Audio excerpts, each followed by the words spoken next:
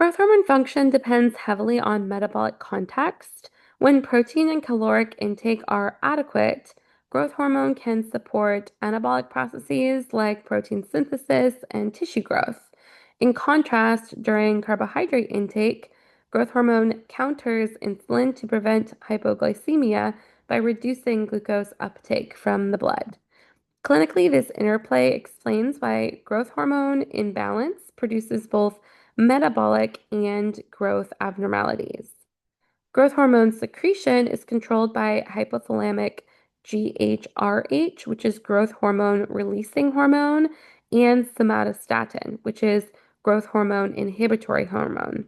There also is some negative feedback from IGF-1, which is insulin-like growth factor.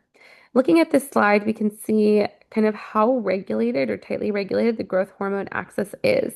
Clinically, if there's disruptions with this feedback loop, things like pituitary adenomas or even hypothalamic dysfunction, we can see how this could lead to either excess growth hormone causing acromegaly or gigantism, or even growth hormone deficiency causing short stature or metabolic issues.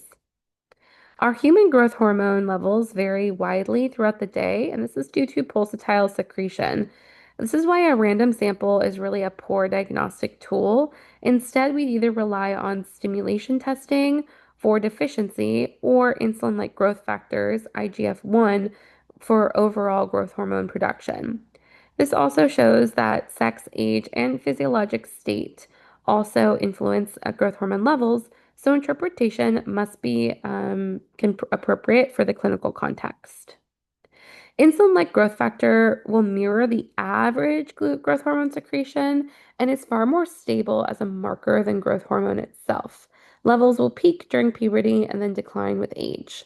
Clinically, a low insulin-like growth factor could reflect growth hormone deficiency, malnutrition, or even chronic illness states, whereas a higher level could suggest acromegaly. IGF-1 is also studied for its associations with metabolic health and potential cancer risk, although there's mixed findings there thus far. Growth hormone deficiency symptoms present differently depending on the age. In children, you could see short stature as being the hallmark, versus in adults, symptoms may include reduced strength, increased body fat, glucose intolerance, and even dyslipidemia. Other things like fragile skin, fragile blood vessels, or even decreased immune function could also appear. These signs reflect the diversity of growth hormones function and its role in protein synthesis, metabolism, and tissue repair. Acromegaly is a clinical condition where it will be due to chronic growth hormone excess. Typically, it's caused by a pituitary adenoma, and key features include some physical characteristics like enlarged hands, feet, and jaw, widened spacing of teeth, coarse facial features, joint hypertrophy, hypertension, and even left ventricular hypertrophy. Organomegaly also is common. If growth hormone excess occurs before epiphyseal closure, gigantism would develop instead of acromegaly. So it's kind of the distinguishing point between those two names. Diagnosis relies on dynamic testing.